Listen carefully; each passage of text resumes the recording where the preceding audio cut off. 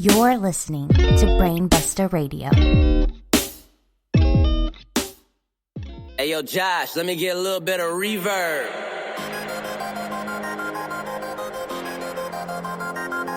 Yeah. J. Will.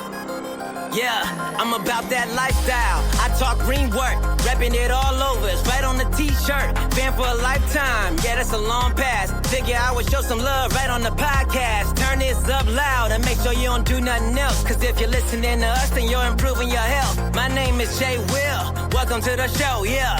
Wrestle, flow, yeah.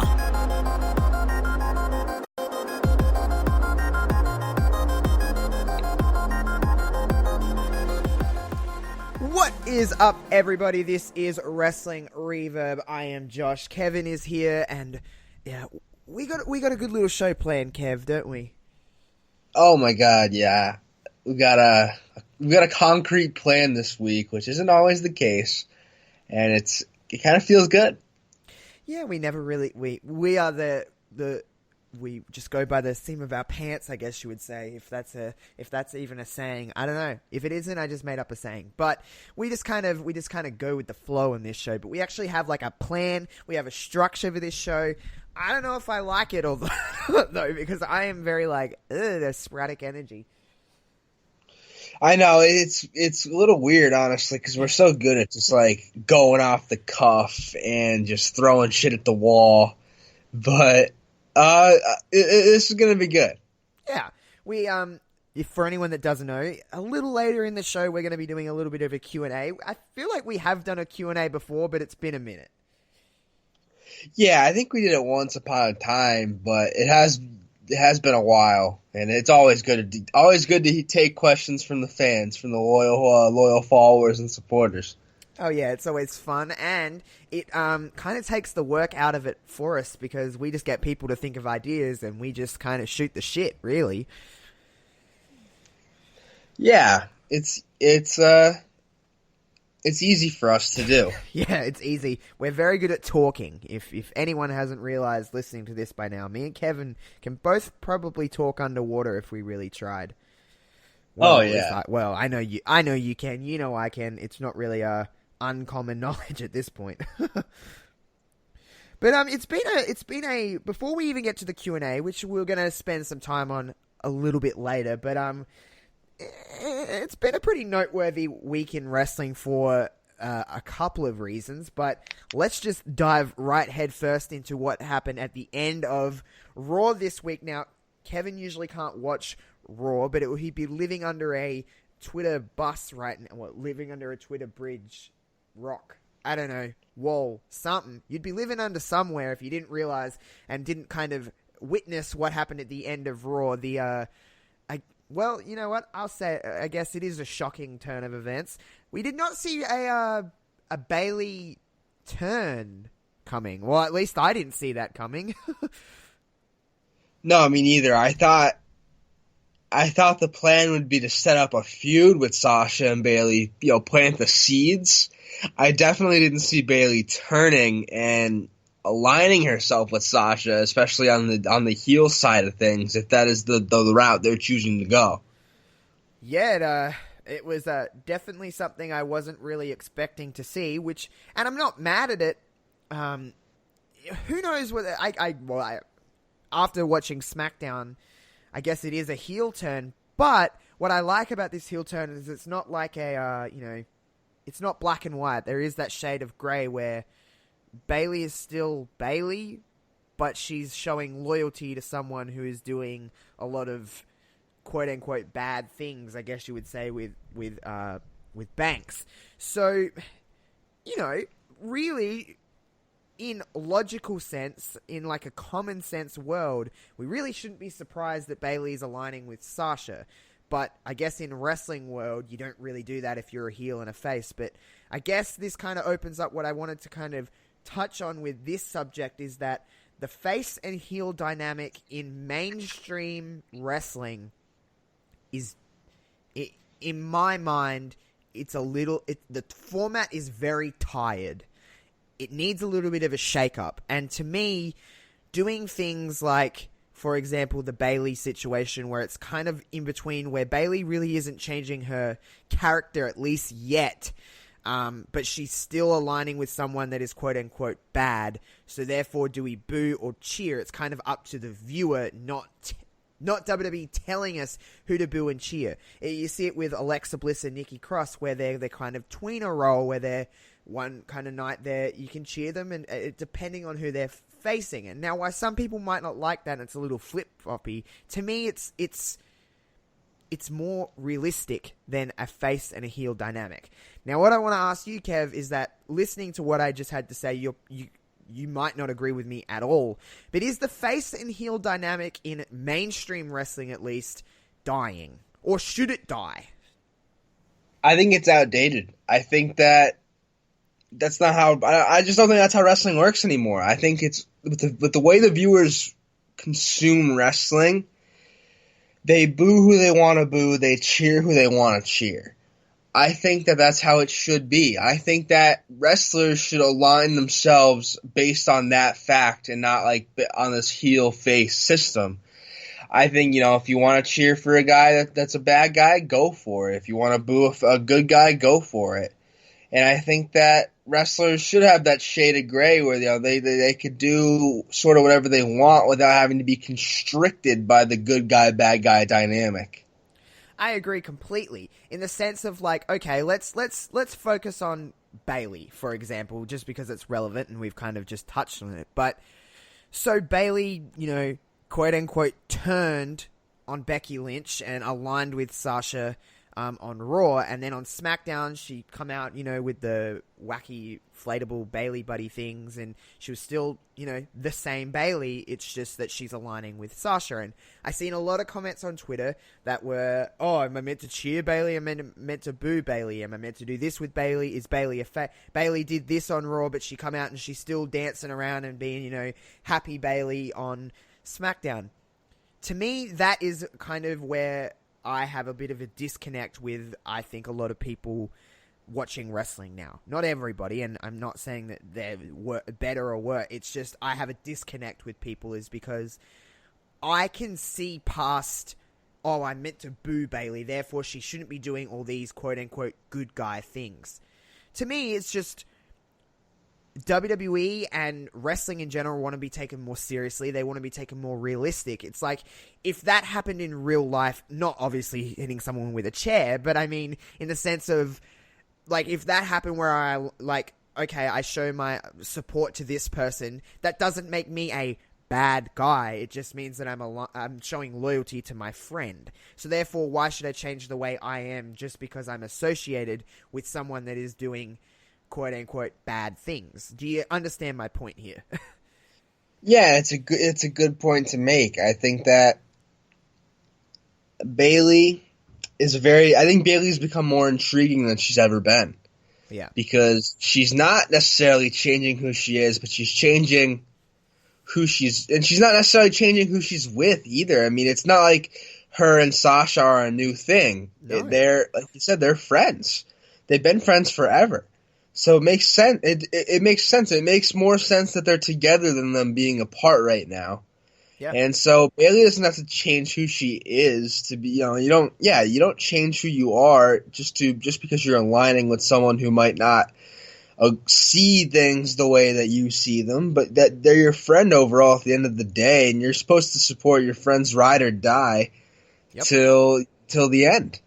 Exactly. It's loyalty. It's showing loyalty to any kind of human being that you consider your friend, so therefore you support them. Bayley is supporting Sasha.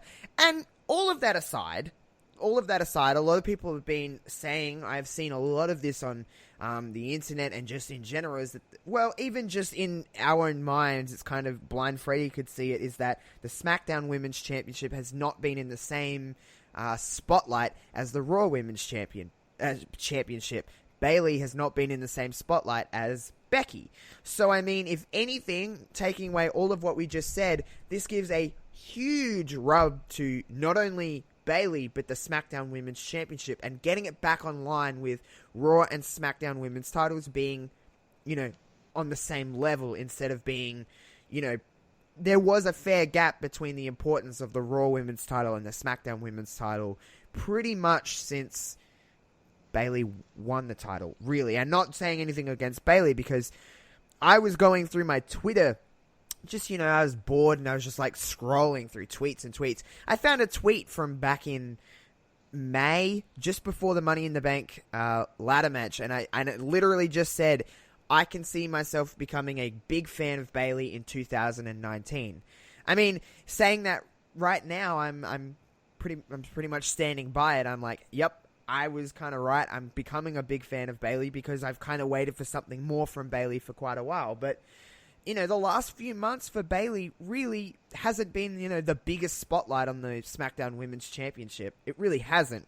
I'm not going to lie. I don't know if you feel the same way, Kev, but the Raw and SmackDown Women's Championships have certainly been pretty night and day different. Yeah, they have, and it's not on Bayley. It's not Bayley's fault. Part of it is due to the undeniable popularity of Becky Lynch, and part of it is due to the fact that the WWE definitely did cast a bigger spotlight on the Raw Women's title since Money in the Bank. And I feel like they do that when Charlotte doesn't have the belt over on SmackDown. They put all their focus elsewhere. But I really think Bayley's done a good job with the title. I liked Bayley Ember Moon at SummerSlam. I think that Bayley has done a really good job, and I think it's only going to get better from here. Yeah, well, I mean, we're on the up now. We go into... we've got the 4 horsewomen in 2 separate matches that... 2 matches that have the ability to steal the show. They really do. If people have seen Bayley and Charlotte work before, and they're incredible in the ring together, as is Becky and Sasha. So, I mean, we're going to have 2 really good matches for the 2 women's championships at Clash of Champions. Now, out of everything that I find most intriguing with this is that the element of Charlotte and Bayley at Clash of Champions, because Charlotte is a heel, Bayley is this kind of in-between, and if you want to cast her as a heel, it's a heel and heel match. If you just want to look at it black and white, face and heel, I guess you've got 2 heels going into it. However, what I kind of find the spanner in the works here is that it's in Charlotte's hometown. We are going to Clash of Champions in Charlotte, North Carolina. It's the Queen City. It is Charlotte's hometown, so this really changes things up, because in WWE land, a lot of the times you don't win in your hometown. Now, I guess the saving grace for, again, if you want to just call it a heel and heel match, is that Charlotte is probably going to get cheered in her hometown, which makes Bayley winning even sweeter now, because you get that, real heel-like reaction for Bayley if she beats Charlotte in her hometown. Now, going into this match, if you'd asked me last week, I would have said Charlotte is going to win the championship at Clash of Champions. I don't know now. How do you feel about this whole situation going into Clash of Champions in just over a week? It's tough. I don't know. It's tough for me just because I'm feeling a little disconnected right now, not being able to watch. But oh yeah, true. I'm interested to see how this match plays out. I think Bayley and Charlotte is one that we haven't seen since NXT. The heel face dynamic is one that, it's interesting. I really think that, and you make a good point, Charlotte's going to get cheered in her hometown. Bayley's going to get booed. So that dynamic is there, whether or not it's necessarily what they want it to be. I think, and I'm a big stickler for people losing in their hometown, so I'm on Team Bayley here. I think she's going to win. I still think the plan is Bayley Sasha at Survivor Series. I'm interested to see the road they take to get there. I mean, it adds a lot of layers into the women's division's 2 top feuds, really. So we got a lot to look forward to in that. A couple of other things I wanted to touch on. Now, I know that you can't really watch too much, but did you happen to see the finisher of Fire and Desire? They have a tag team finisher now, and it's fucking sick. If you haven't, it was like the pump knee leg sweep combination. Yeah, it was like a variation of the what's it called? The high-low kind of deal with the clothesline and the leg sweep. Who does that? The Ascension. What did they call that? The fall of man. The fall of man. That's right. There we go. I thought it come to me. But yeah, it's like the pump knee thing, and it looked really cool. I guess Fire and Desire are going for the tag titles, the women's tag titles at Clash of Champions. Yeah, cool. I mean, Bliss and Nikki will probably, they kind of need to steer that ship for the tag team stuff. And I'm kind of glad to see a different side of, you know what? I never thought I'd say this, but I'm kind of here for Bliss being cheered. I'm here for Bliss being a babyface. Is that weird for me to say? If that's where we're going, or if they're the... I know I said they're kind of the tweener role, but in this situation, Bliss and Nikki are probably going to get cheered. But I'm kind of here for it.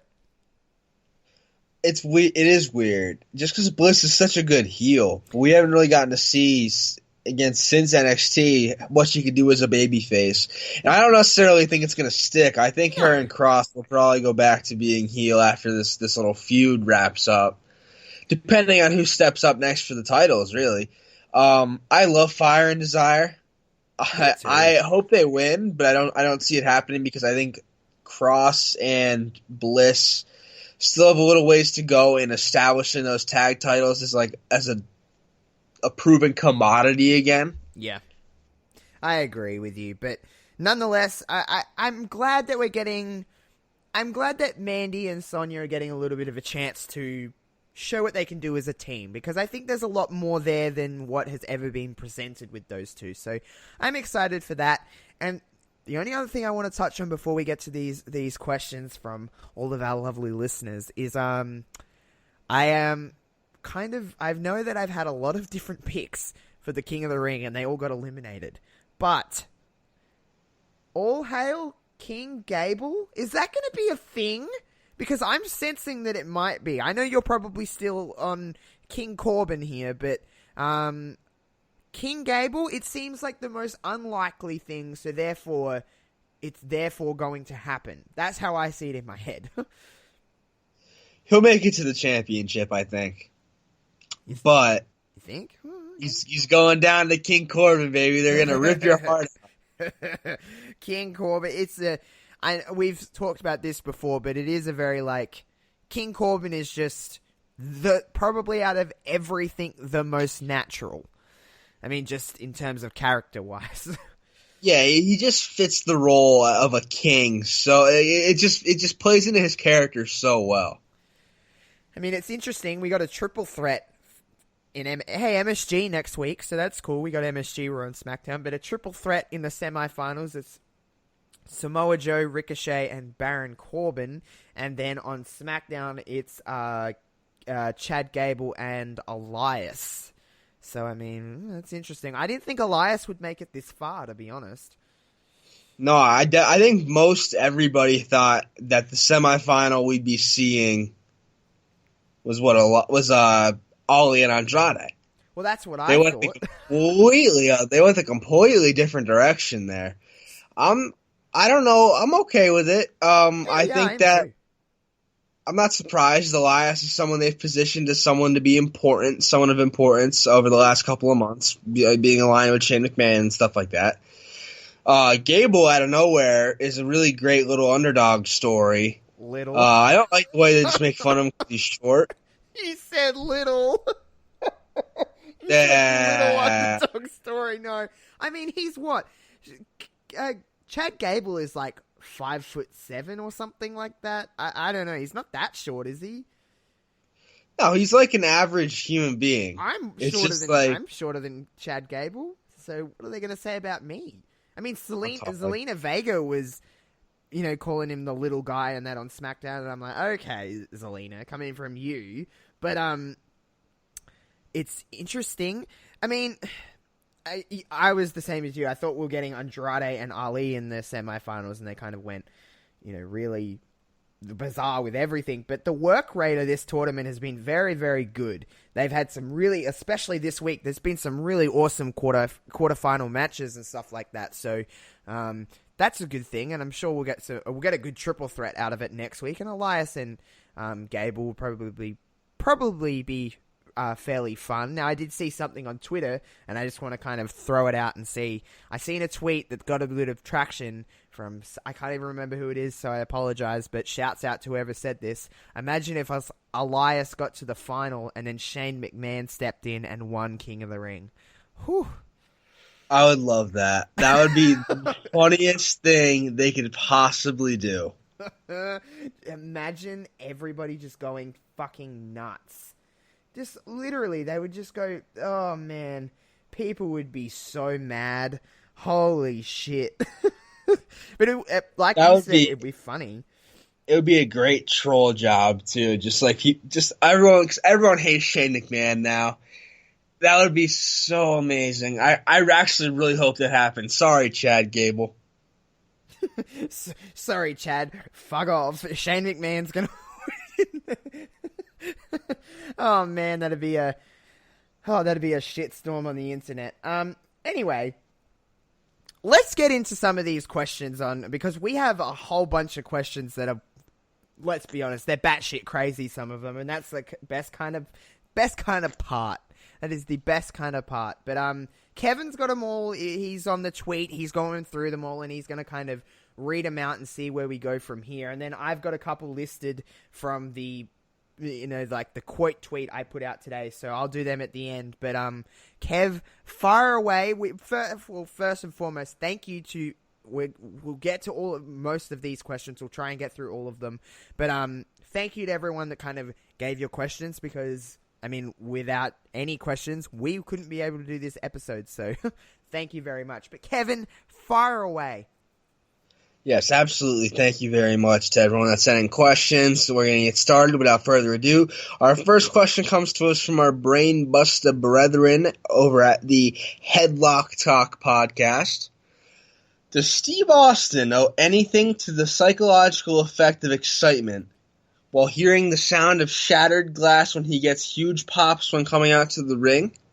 Or is it all Stone Cold? Basically, the question asks, is part of Stone Cold's allure his entrance music, or is it all him? And I would say that there's a big part of it that lies with his entrance music, because it's probably the most iconic, maybe next to Undertaker's gong. The glass shattering is probably the most iconic entrance music in wrestling. You know who's coming to the ring when you hear the glass shatter. I think that's a huge part of it. Obviously, Stone Cold is great, and he's good in the mic, and he's an icon. No matter what is it, his entrance music could literally be like a vacuum cleaner, and he'd still be Stone Cold. But the glass shattering definitely adds to it, in my opinion. I mean, yeah, that is a really good question. Is that, I mean, I probably agree with you. I think Stone Cold could come out to literal anything, and he's still Stone Cold, and he's still, arguably the greatest of all time.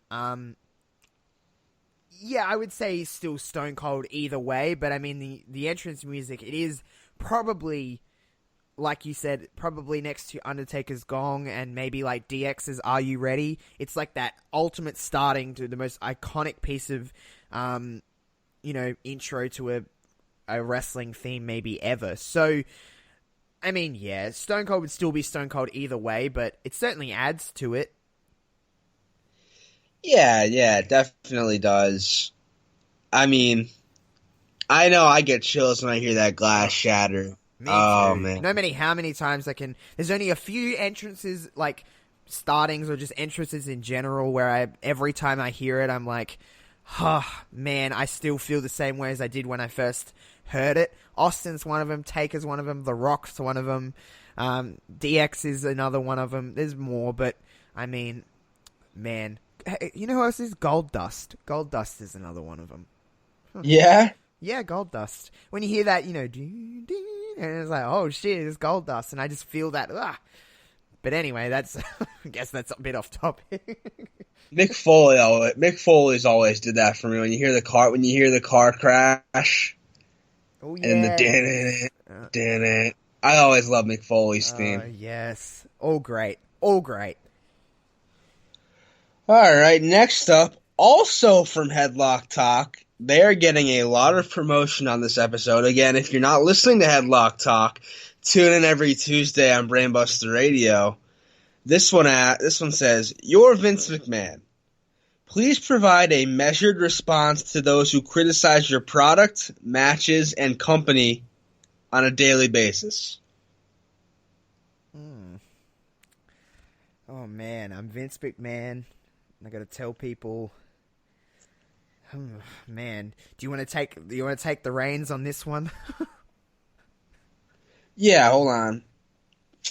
Let me formulate an opinion here. Should I sing some elevator music? Do do do do do do do do do do. Basically putting the podcast on hold. Look, at the end of the day, this is a money-making enterprise. And Vince is making a lot of money doing this. He honestly doesn't have the incentive anymore to put forth his best work because he's going to make money no matter what. I'm thinking as Vince McMahon here. He's a businessman. He's a multi-millionaire. He's a billionaire. He wants to make money. He's a wrestling fan, but he's a money fan first and foremost. He's a businessman, so therefore he puts his company before his. He puts his company before his likes and interests in his life. Listen, he said it before, and I'll say it the best way I can. But Vince said it the best, and it's all about the money. Because it is. It is. It really. Oh, that's good. That's good shit. Yeah, it's about. It is. It's a money making business. That's the name of the game. Is to make money. He makes money. I'm not saying he doesn't love wrestling. He definitely loves wrestling. You'd have to be crazy. Yeah, you'd have to be crazy to not love wrestling and be in the business for 40 years. But it's pretty. I think it's pretty simple. It comes down to it is that people are going to pay the $9.99 for the network or the $59.99 for the pay-per-view. They're going to pay for the T-shirts. They're going to pay for tickets to go to live events. Yep. They're going to do that no matter what's going on your screen. So at the end of the day, Vince wins. That's true. That's true. And it really is. It's a business. WWE it's not like it was 20 years ago where it's a wrestling company. It's no longer a wrestling company anymore. It's a business. It's an entertainment juggernaut. I mean, they make movies. They make, they're creating podcast networks. They have a network streaming service with so much different kinds of content on it beyond wrestling. It just happens that their core product is still a wrestling show. However, there's just so much more in the business of world wrestling entertainment in these days.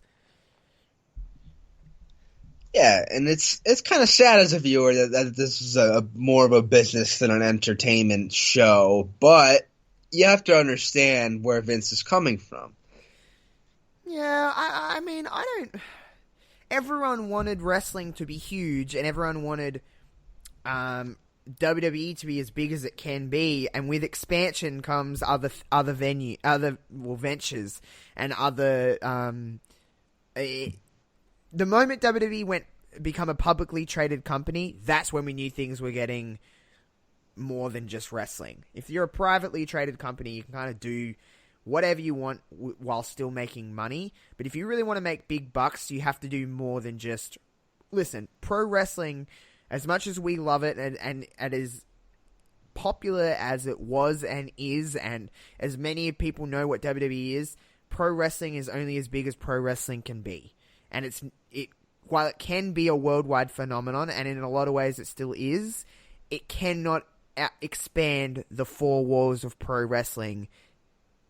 It is still wrestling, so you have to have other things that can gather other interests from everywhere in the world and from any kind of entertainment aspect, because that's how you make the most money. You hit the nail right on the head. I really didn't add to that.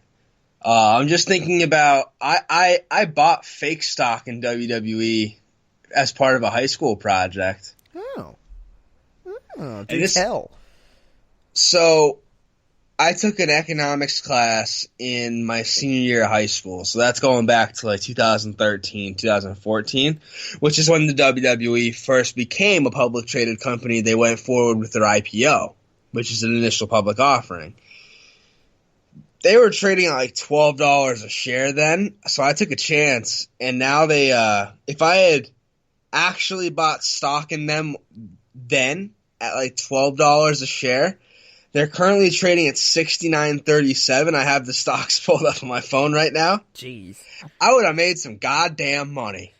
And for anyone that, in layman's terms, Kev, for anyone that's like, I don't know what the fuck Kevin just said, what does it mean when it's $12 a share? It basically means that, and honestly, I don't even know, but to the best of my knowledge, you could buy a piece of stock in WWE for $12, right? Now you'd have to pay $69 Whoa. for a share in WWE. It's actually down at the moment $2 from where it started at the beginning of the day. The stocks are very interesting if you're into that sort of thing. Yeah. I was never much of like a businessy guy, but I had to play the stock market for school, so I was briefly into it for like a year. I'm dumb, so I don't know anything about that kind of stuff. I know the basis of it, but other than that, I don't know. I don't know shit. Everyone was out here buying stocks in like Apple and Google and all those huge companies, and I'm like, I want to buy stock in WWE. You know what? Fucking fair play to you. What's next on the question list? The question list? I don't know. In the tweet? I don't know. What's next? Next up, from Brainbusta Radio itself, from the Podfather. Oh no. Wilfred Who Watches. Even though Wilfred Watches is dead, and Unscripted is alive and well. And fucking fantastic. May I just plug Unscripted for a moment? I literally wait for Unscripted every single Monday.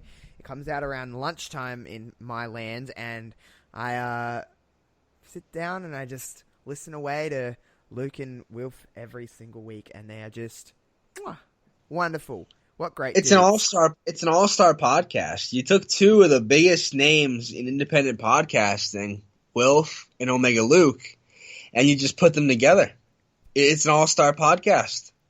Omega Wilf. They are just fantastic. They are, but what's the question from our fearless leader himself? Convince me that Dolph Ziggler isn't a has-been. Bitch, may I take the reins? Absolutely. You take this one. Okay, so Kev, I seen this question because I believe it was maybe the first one that came through when I first tweeted this out. But you tweeted back, which you didn't do for all of them. I didn't do for all of them because I'm strategic, I guess you would say. But I think I tweeted a GIF of Dolph, and it said, "You will love me" or something. You know, him screaming, "You will love me." You know, "You will love me." Yeah, there you go. Look at that. I've got Dolph Ziggler on the line. So convince Wilf that Dolph Ziggler is not a has-been. And I thought long and hard about this, and I can't convince him. Because Dolph Ziggler is a has-been. I'm putting it out there. Dolph Ziggler has passed his prime. He was good in 2012 and below. He was in 2019. Dolph Ziggler is a shadow of what Dolph Ziggler was. Allow me to play devil's advocate. Go for it.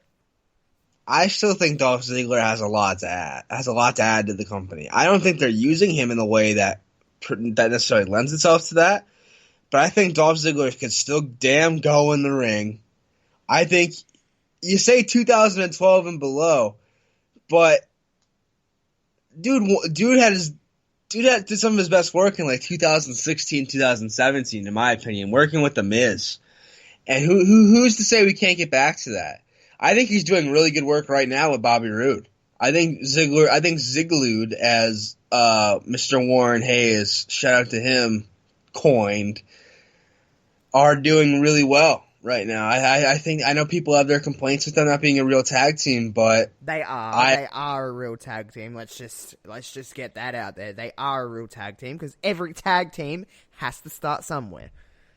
yeah, I think that Ziggler still has plenty to add to the WWE. I think he's going to settle nicely into his role of sort of, feuding with some younger guys, and I know he's not doing that right now, but he will. Yeah, right now he's feuding with, I guess, Strowman and Seth, even though Strowman and Seth are feuding with each other, so it's a bit unique. But I think Ziggler has a lot to add. I think Ziggler is still really good. Okay, I agree to disagree. I'm fine with that. What we got next? Next one comes to us from Oscillation Blogs and Podcasts. Very, very, very solid podcast. Listen to Mining for Mayhem when you can. And this one's gonna have to be you because I don't even get it. Iconics rock up to your house wearing Collingwood jerseys. Your reaction? Okay, so I'm going to brief you up on some Australian knowledge here. So Collingwood is an AFL team. If anyone doesn't know what AFL is, it is Aussie Rules footy. Aussie Rules football. It is the real football, and I will fight that with anybody. However, that's not false. The argument. That is not the argument for right now. So AFL has a team universally hated is Collingwood. They are just, everybody hates Collingwood. Any Collingwood fan and you're like, get fucked. I'm sure there's NFL teams in the States that everyone's just like, ugh, we hate that team just universally. Okay, so Collingwood are like that. They do win a lot and we hate them and they're just, they're a Melbourne-based team. Not even people in Melbourne like Collingwood. But anyway, so if the Iconics rocked up to my house in a Collingwood jersey, what would I do? Is that the question, I believe? Yes. So, oh man, I would be very conflicted because I'm an AFL fan. I like footy. It's probably the only other... if wrestling's a sport, it's the only other sport that I kind of half watch. But I, of course, am from Adelaide, so I go for the Adelaide Crows. But if I seen the Iconics rock up in... You know what? I think they would get a bye. Just because they are the Iconics. And I can't really be angry at the Iconics. No matter what they do. There's nothing... It's even easier for me. Just because I don't know what Collingwood... I'm not associated with Collingwood. I'm not a hater on Collingwood. Maybe I'll be a Collingwood fan. Ooh, I'll kick you off this podcast. Yeah, you know what? I'm announcing it right now. Go Collingwood. No. I mean, okay, so put it this way. So at Super Showdown last year, I know this isn't on the network anymore because they cut it off, but at Super Showdown last year, Elias came out with his lovely guitar and his lovely Kevin Owens. For anyone that remembers Kevin Owens and Elias being associated in a tag team match at Super Showdown last year. But he sung a nice little song. And the week before Super Showdown was the AFL Grand Final. It's like our Super Bowl. And Collingwood lost in the AFL Grand Final last year. And Elias tried to say that John Cena and Bobby Lashley were going to lose like Collingwood. And everyone was expected to, boo. And we all cheered. Universally, 80,000 of us cheered that Collingwood lost because we were happy that Collingwood lost. So put it that way. And that was in their home stadium. Go Collingwood. Ooh, yuck. Moving on. Okay, this next one's a really good one. Also from Oscillation, who contributed a lot to this. Jesus Christ. Okay, if you and I'll say it as if it's directed to me. If me and Josh became professional wrestlers as a tag team, where would you go? What would your team name be? What would be your tag team finisher? And what song would you enter to? Oh man, this is going to be a fucking shitstorm, Kevin, because we're not going to agree. Well, okay, we'll agree. We'll go to the WWE. I'm pretty sure you would agree with me on that. Yeah, you go to the show, we're going to WWE, so let's get that clear out there. We're both WWE guys. I'm pretty sure that's obvious. But do we want to go to AEW because of their concept of tag team wrestling? Or do we want to go to WWE and try and change the perception of tag team wrestling? All right, I'm getting the cut of your jibe. Because it's always great to be in a field of great tag teams where tag teams are getting, presented well, but breaking through that tag glass ceiling and becoming a great tag team in a land where tag teams are not presented as well as other places. I mean, the fight is harder, but the reward is so much better. Yeah, especially because we would be the best tag team there, the most talented. Obviously. Sure. What was next in the list? What would our tag team name be? Yeah, what would our team name be? Ooh, good. Well, I mean, we can't really merge our names together. I was trying to think of that in my head then, but that doesn't work. Joshin. Or Jevin? No, see, that doesn't work. Jevin. We sound... Car. See, it doesn't work. What are we gonna be called here, Kev? I mean, the easy cop-out answer would just be to say we're called Reverb. I mean, is that a cool team name, though? It's not the worst. It's not the worst. I mean, there's a lot worse. That can be a pending name for now, unless we think of something cooler in the next couple of weeks, or even before this podcast episode is over. If we think of one, let's just shout it out and just let's see what sticks. We could also be called the Brainbustas. I mean, we could if we wanted to just claim that now and be like, fuck off everyone else on Brainbusta Radio if you want to be a team. We're the Brainbusters. Okay. I'm fine with that. I'm fine Yeah, with that. well, we're stealing it. Yeah, it's ours now. Now, tag team finish? I mean, if I was I would always love to do... I would like to do I love super kicks, so I would like to do some form of a super kick, but I'm trying to think of a tag team kind of finish here that would look cool. What about no, it's not possible to do a double team Brainbuster, is it? I mean, yeah, yes it is. It just wouldn't be that exciting. No, it wouldn't. It wouldn't at all. What could we do here, Kev? Shout some ideas at me.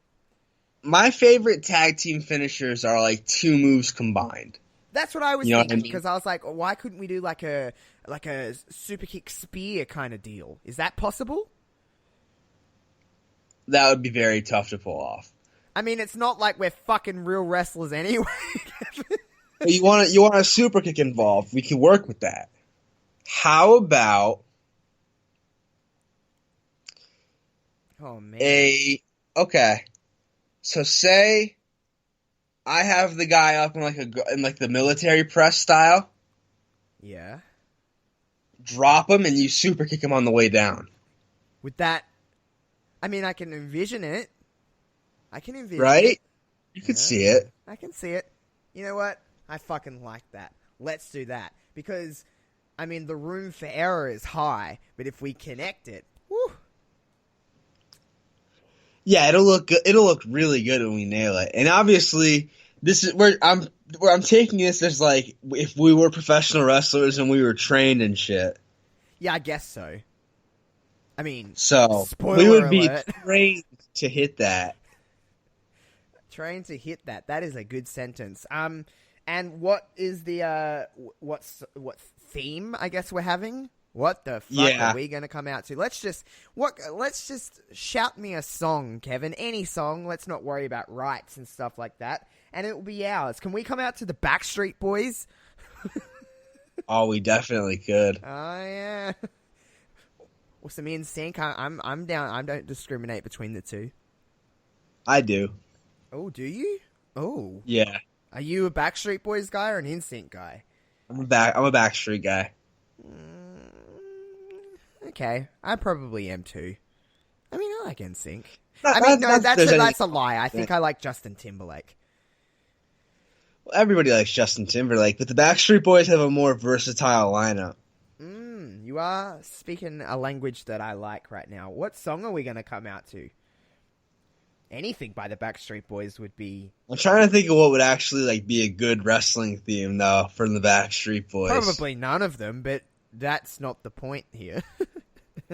Well, let's take the question like this: if you were a solo wrestler, we could always see if our answers line up. They definitely won't because there's literally a billion songs in existence. But if you were a solo wrestler, what song would you come out to? The Australian National Anthem. Oh wow! See, I could get on board with that actually, as an adopted Australian. I don't even know why I said that. But I mean, at the same time, nobody has done it in a mainstream aspect way. I don't know if anyone's done it in Australian professional wrestling, but I could be an elite Australian that's just better than you because I'm Australian.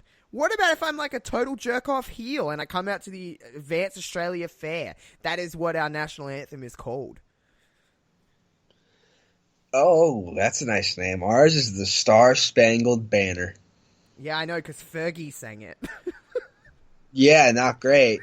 I mean, that's your opinion. So, no, it's a fact. I could definitely see us being a heel tag team that comes out to the Australian national anthem and people are like, that one dude isn't even Australian, and I could put on a cheap... Santino wasn't really Italian; he was Canadian. So no, fuck off. Canadian. He played a Russian in OVW too. Exactly. You can play an Australian. You talk to me all the time. I'm sure you could get the accent down if you really needed to. Don't you dare try right now. I'm not going to, but it would be even more of a heel move if my accent was bad. Oh my god, we are going to be amazing. Oh my god. That's good. You could literally be called the adopted Australian. Yeah. I love it. That is great. I never thought, obviously I would never think to come out to the Australian national anthem on my own. If I were a solo wrestler, I have 2 songs that I would come out to, depending on whether or not I was a good guy or a bad guy. If I were a good guy, I would come out, actually no, you know what, they could both be either or. They're probably both good guy songs, and I don't know if you know them. The first one is, do you know Joker and the Thief? Yes. Okay. That's always been my one. I would come out to Joker and the Thief, just because I love the beginning of it. I think the beginning of it is important. And then the other one, do you know Pride and Joy by Stevie Ray Vaughan? No. If you ever have the chance, go listen to it. The beginning is just guitar. It's it's got a cool opening, and then afterwards, it's not that great afterwards, but the opening is what's important to me. You know, it's weird. Joker and the Thief. You're talking about Joker and the Thief by Wolfmother, aren't you? Yes, I am. That's an Australian band. Oh, I didn't know Wolfmother was Australian. Yeah, Joker and the Thief is Australian. That's why I was when you said it, I'm Wolfmother a thing in America? That song is. Well, there you go. You are really an adopted Australian. I am. My favorite band is AC/DC. Well, there you go. Joker and the Thief. Well, there's your fact of the day, everyone. Wolfmother is Australian, if anyone didn't know. That's crazy. Did not know that. Yeah.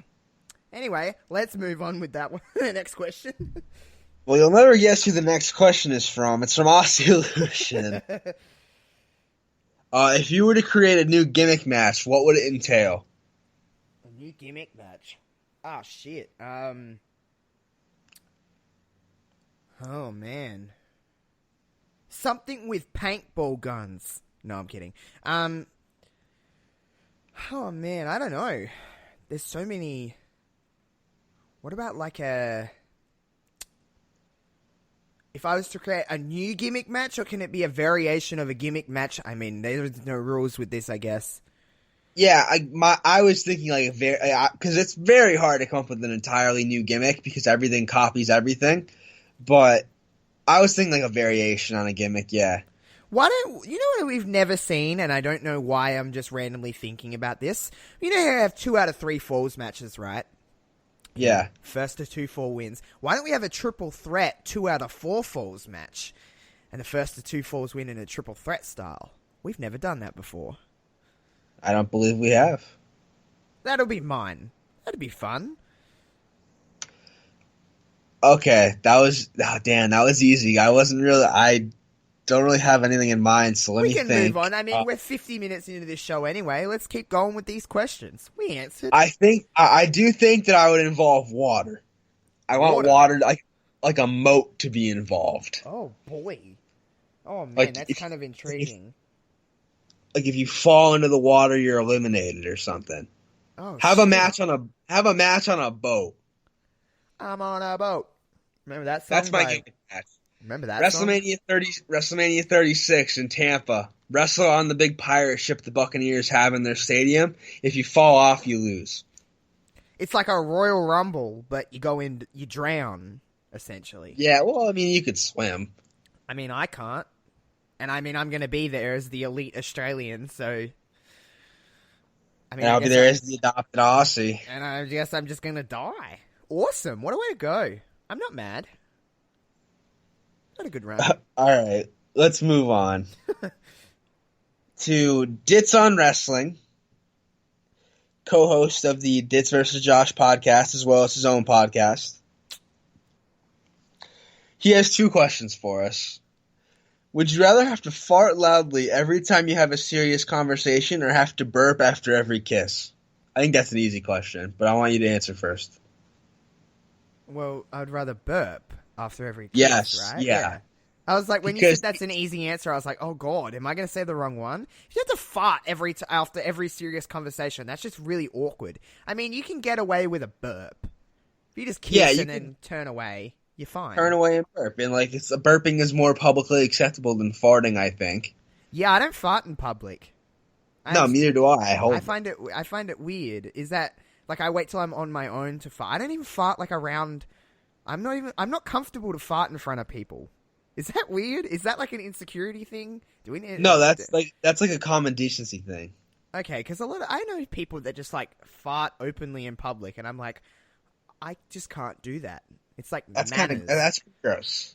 Yeah, well, that's what I thought. But I mean, some people, I guess, don't have the same common sense. Well, not common sense. Yeah, exactly. Yeah. So the burp after kissing. That's whatever. Wow, my dog is just staring at me. So is my cat, which is really weird. She's just like literally right in front of me, and I'm like, what the fuck do you want? Okay, the second question from Ditz this is a wrestling one. The ultimate jobber dream match. Yeah. What? Oh, I mean, okay, what is it? Oh, okay. That is the question, Josh. Ultimate jobber dream match. Ultimate jobber dream match. Can I be a little bit like... I guess it's not bending the rules. Okay, I want like the 17-year-old Jeff Hardy when he was a jobber, right? I want that Jeff Hardy against... Do you remember a guy called Colin Delaney on ECW? Yeah! I want 17-year-old Jeff Hardy versus Colin Delaney. I like that. That'd actually be a decent... Because, like, obviously Jeff Hardy could go. We didn't really know it at the time, but... I'm sure Colin Delaney can, if you really gave him the chance. Oh, definitely. Yeah, I'm going to go with that one. Okay, so I'm thinking of mine now. Yeah. Definitely want the Brooklyn Brawler in there. Ooh, he's a good choice. Definitely want the Brooklyn Brawler in there. Damn, Delaney's pretty good. I thought of another one, or another person at least. Oh man, I'm cheating. I'm looking at a list. Carmella's dad. Yeah, Carmella's dad is a jobber. I did not know that. Did you not know that? Yeah, Carmella's dad he was literally an enhancement talent for WWE. Nice. Yeah. So what about Carmella's dad? Oh, easy. We got. I completely forgot this guy. Brooklyn Brawler versus Barry Horowitz. Oh my god. Oh man. You know what? I don't even need you to explain. Fantastic. Horowitz wins. Horowitz wins. When he beat friggin' Skip the Body Donna. You're all on it. Moving on. Moving on. Next question comes to us from our friend of the program, Chris of the North, a.k.a. at black underscore Baymax8. Says, give me a dream match only using Australian wrestlers. Oh, shit. Up. Dream match. I want.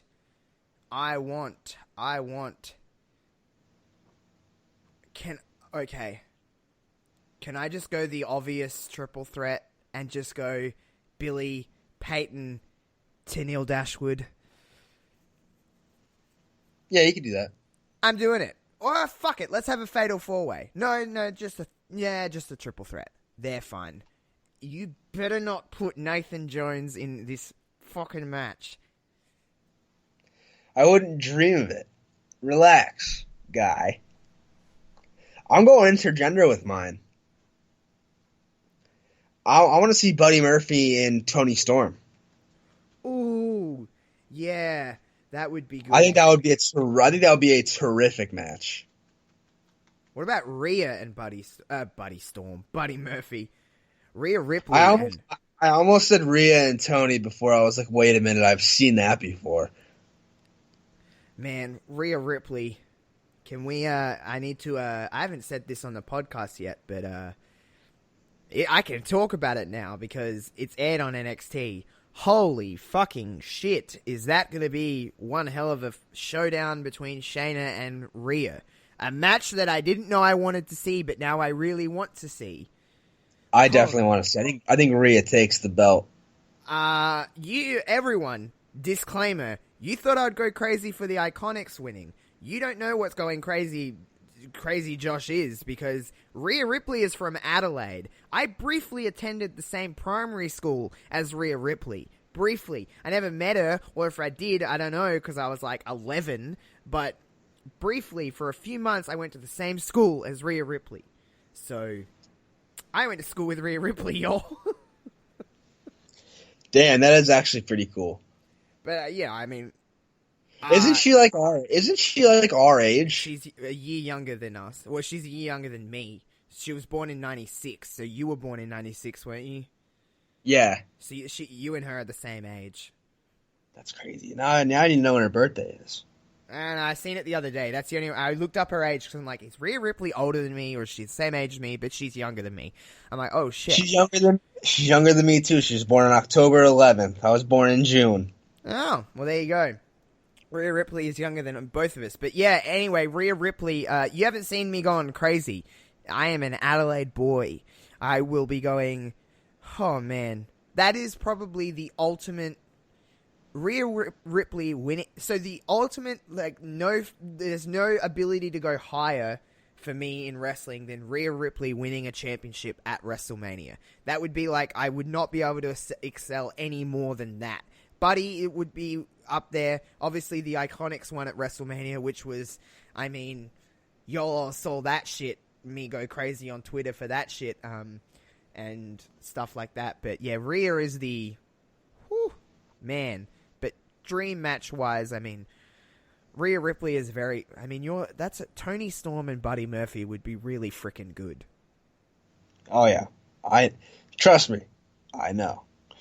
Tony dropped the title, everyone. NXT UK. Kaylee Ray beat her. I don't think anyone really expected that to happen. I predicted it in my predictions. Oh, did you? Well, there you go. Maybe Tony's going to be floating around on NXT. Who knows? I think she will be. With it going live, they need a few more stars. Tony has that kind of appeal. Tony... And And I think without Tony and Rhea in NXT UK, they're going to be forced to make new stars in the women's division, which I feel like they hadn't been doing. True. They've been relying on Tony and Rhea. So, yeah. And it adds a very much needed breath of fresh air into the NXT women's division. Yes. This could be a lot of fun. Well, we know one is there, and that's Rhea. And yeah. Anyway, moving on with the questions. Okay. This next one comes to us from RJ at Ringside Rant. This is an easy one. With so much wrestling this past weekend, what promotion are you backing, or are you watching everything? I know for me, I watched everything. I watched TakeOver Cardiff and All Out as they aired. I watched Royal Quest yesterday. I'm not sticking with one promotion. I know you're pretty much the same way. I'm backing everything. I'm watching as much wrestling as I can. More wrestling, the better. It's better for us. It's better for the wrestlers. It's just better in general that there is more to watch. There is more options to watch. I watched TakeOver and All Out. Everyone knows that I'm not really like a New Japan guy, but I watch Wrestle Kingdom and that's about it. But that's just how I am. But that's not disrespectful to New Japan. It's just not really for me. But that's not necessarily to say that I don't want it there. I'm not choosing it because it's just me personally. But it does its thing great and it's fantastic. But it's just like a personal thing. But I watch everything. I'll watch anything, of course. If anyone's going to put wrestling on in front of me, I'll be glued to the screen. So no matter really what it is. So yeah, I'm not choosing a promotion. Yeah, it's so much easier to cast a wider net. Yeah, it is. It's more entertaining for us. All right, next question comes to us from Matt G at Illustrious G40, friend of the program. This is a two-parter, a question for each of us. I'll ask yours first. Josh, will you ever dye your hair again? I want to. If anyone doesn't know, if anyone doesn't follow me on Twitter, this time last year, or roughly this time last year, I just randomly, one day was like, I think I should dye my hair purple. And by the end of the week, my hair was purple. I went to the Super Showdown with purple hair, like bright purple. So like the top of my hair, like I have that standard, dude haircut where it's like the little flop over to the side. That bit was purple, and my undercut was all brown or dark brown, whatever color my hair is. I would like to dye my hair again because it's fun to have fun hair. Life is too boring and too short to not have fun hair, in my opinion. And I just like to get people being like, why do you have purple hair? I'm like, why not? I just do things because why the fuck not? That's how I am. There you go. I want to dye my hair like blue. I think blue would be a fun color to have. Why not? Yeah, I'd like to do it again. Work don't really like me with it, but fuck work. That's the attitude. And the other question was, Kevin, what would you be writing about if you weren't writing about wrestling? Good question. And it's something I'm looking to get more into with my weekly stuff. If you haven't been aware, I'm putting out one blog a week now on Thursdays, and it's not just going to be about wrestling. It's going to be about music. It's going to be about books. It's going to be about other sports. So that's basically the answer for you. Is like, I want to write about everything. Movies, TV, shit like that. Fuck yeah, Kevin. Fuck yeah. I like when we expand our wings beyond wrestling. We love wrestling, and that's why we're here, and that's still our predominant kind of aspect of what we do, but, I mean, Kevin wants to do other stuff. I want to do other stuff while still maintaining the fact that this is a wrestling podcast. That's why I have other avenues with podcasts like the Josh Robbins. The Josh Robbins. I mean, that's now a video cast too, guys, if you head to my YouTube. But I talk about, there's other interests that I have, just maybe not as passionately as wrestling, but I love music. I love talking about pop culture. I mean, anyone who's this age is lying if they're not somewhat invested in pop culture in some way, some entertainment kind of aspect. You're kind of up to date with what's kind of going on in the world of Hollywood, I guess you would say. Is that? I mean, maybe not like in-depthly everything that's going on, but we see shit and we're like, this is what Kim Kardashian is doing today. Good on her.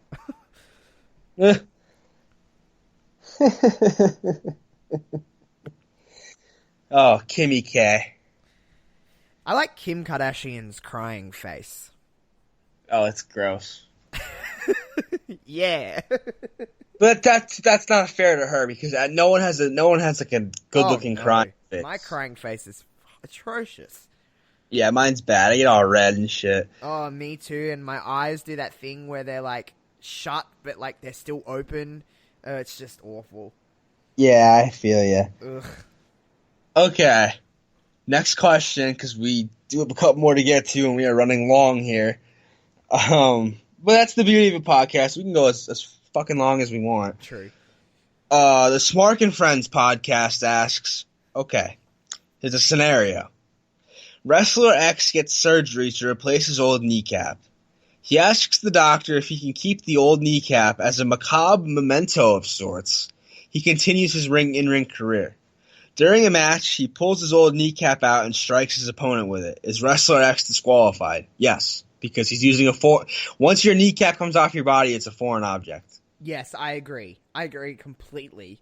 Because if it was his kneecap that he could, like, pop out of place on his knee and hit them with his kneecap, then it's still attached to his body. So therefore it's a part of him, so he can't get DQ'd. That's like that's like the argument of Bianca Belair's hair. If she hits someone with it, why isn't she getting DQ'd? Well, it's a part of her. Her hair is attached to her head, so therefore it's not a foreign object. But if her hair was to be cut off and she used it as a whip, therefore it is a foreign object. So kneecap coming off of someone's body, his old kneecap, cannot be used as a weapon. Yeah. But when you disattach it, it becomes foreign to your body, and it becomes a disqualifiable offense. What a weird fucking question. That's probably my favorite fucking question, just because it's so fucking weird. The Smark and Friends guy is always coming up with good shit. Zach's a great dude. Yeah. Okay, 3 more. Two of them. The big 3. 2 of them coming from Collar and Elbow Wrestling. First one, what would it take for WWE to have WrestleMania in Europe? If Europe was in the same time zone as America. Yeah, I was literally going to say if Europe was America. Mm-hmm. They won't do it. That's the only reason international shows they don't do them, is because I understand the network, but when it's something like Mania, you have to cater to your home country first. And unfortunately for me, and for people not in the United States, we are not their home base. Their home base is the United States of America, so therefore they play to that time zone. Yeah, it's just how it is. I don't see them ever doing WrestleMania in Europe. They do big shows. Like, obviously they had Super Showdown in Australia. They have shows in London. Once. Well, once is enough, buddy. Oh, okay, mister. I can go to a live event every few months if I want to. I can literally go to a live event like once a month. That's so shows. Living in the East Coast of the United States is like the prime place. Yeah, you're like in the legit like prime area where it's like, you know, you're not all that far from Philly and stuff like that, are you? No, and I'm like 3 hours from WWE's headquarters. Yeah, so, you know, once is enough. Get fucked. It's not even... WWE Live Australia, they're doing 3 live events this year. A, they're not even coming to Adelaide. B, it's like a fucking arm and a leg to go. It's so expensive to go to a WWE show in Australia whenever they come. And I'm not travelling all that way for a live event after I sat in a stadium last year of 80,000 people. It just doesn't really tickle my fancy like that anymore.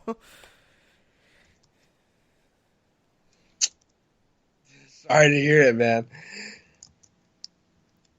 Alrighty, what's next? Next question is, what is your favorite behind-the-scenes / non-kayfabe wrestling documentary? Ooh, I love wrestling Does it mean like documentaries on the network or like a DVD documentary? Does that count? I guess it means like non, like behind the scenes, like real documentaries. But it can so still I be would like say, We'll go on. I would think like not the WWE ones because they're like Oh. worked documentaries. You know what I mean? Oh, well then in that case, I'm not sure because I haven't really watched many outside of like WWE produced documentaries. I'm trying to think of this one I watched. What's this one with Mick Foley in it? That was like. Oh, okay, I got it. You go then. It's called Cards Subject to Change, and it's a real one. It's just about like indie wrestling. Okay, fair. Well, you can take the reins on that question because I guess nil and void. I don't have an answer. Trying to see if I could find like a description for it because I haven't watched it in a while. What I do remember taking from it was there was this wrestler named Trent Acid who wrestled for Combat Zone Wrestling. Really good dude, but it was all about like his struggles because indie wrestling isn't necessarily, especially back in this came out in 2006, so it's probably filmed like in 2004, 2005.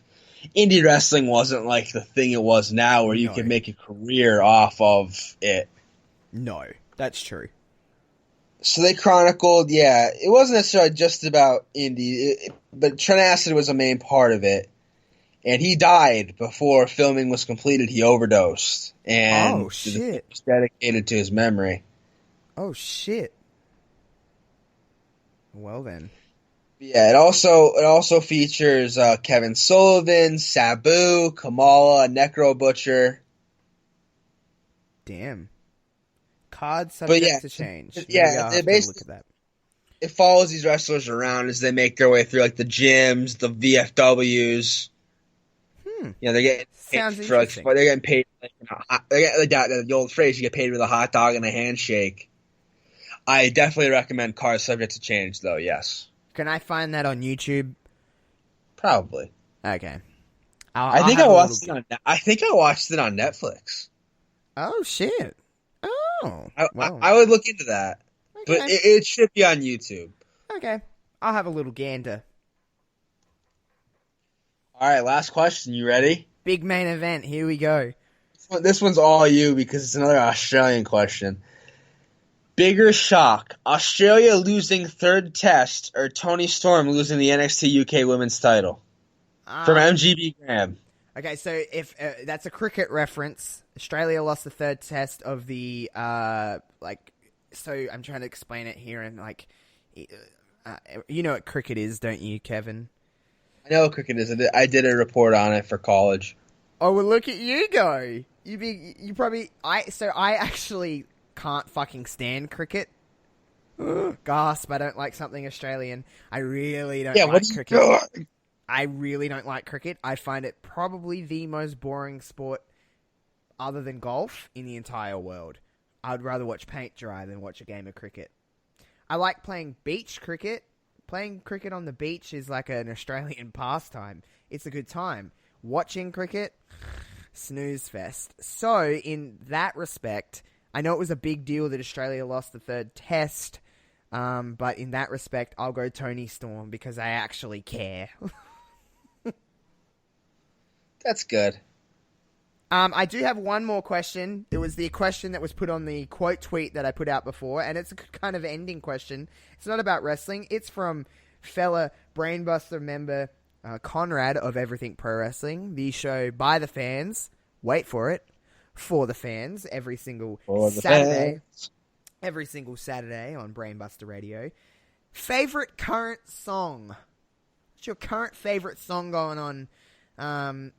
Kevin, what are you digging right now, music-wise? Now, does this question mean favorite song at the moment, or favorite song that's like currently playing on the radio? It says current favorite song. So I guess. Okay, so I'm taking that to be like, what's my favorite song right now? What I'm vibing to right now? Yeah. Oh damn.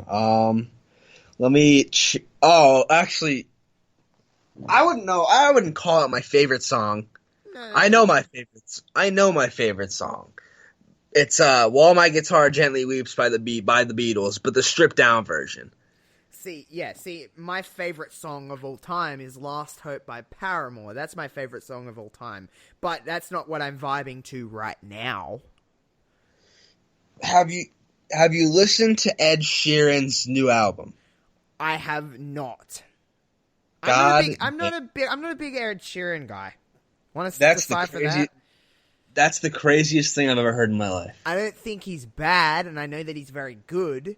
However, it's just... I mean, I'm a very diverse music person. You probably know that from my Twitter and just what I've talked to you, Kevin. But, yeah, Ed Sheeran... I like a couple of Ed Sheeran songs, but I don't think the only one I've heard from that album is the one with Justin Bieber. That's one of them, isn't it? Yeah, it's a good song. Yeah, it's alright. What am I vibing to right now? I didn't even get to list my song, you asshole. Oh, yeah, you haven't. Go ahead. Sorry. There's a song on that album called Best Part of Me. And it's very soft and slow, and it's very sweet. And I love it. I'm a sucker for like a love song. Oh, fair. That's fair. You go ahead now. You take your turn since you're so fucking anxious. I'm sorry. What am I vibing to at the moment? I've recently come to terms with the fact that I actually really like 21 Pilots. Oh.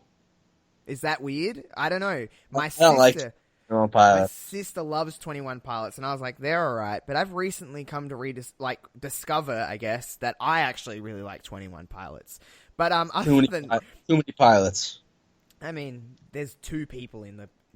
Do you call a band is two people a band, or are they a duo? I don't know how that works. It depends on, I guess, the context of it. But anyway, 21 Pilots, and you can laugh at me all you want, Kevin, but I've been listening to a lot of Taylor Swift's new album, and it's actually quite good. Oh. That You Need to Calm Down song? I like that song. Have you heard that song? I haven't gone out of my way to listen to it. I heard it on, I believe it may have come up on, my YouTube, recommendations things, and I was like, oh, Taylor Swift has a new song. And the clip is all, Katy Perry's in it and that, and they're like, oh, they reconciled. She's not in the song, but she's in the video clip. But I'm like, it's a pretty cool song.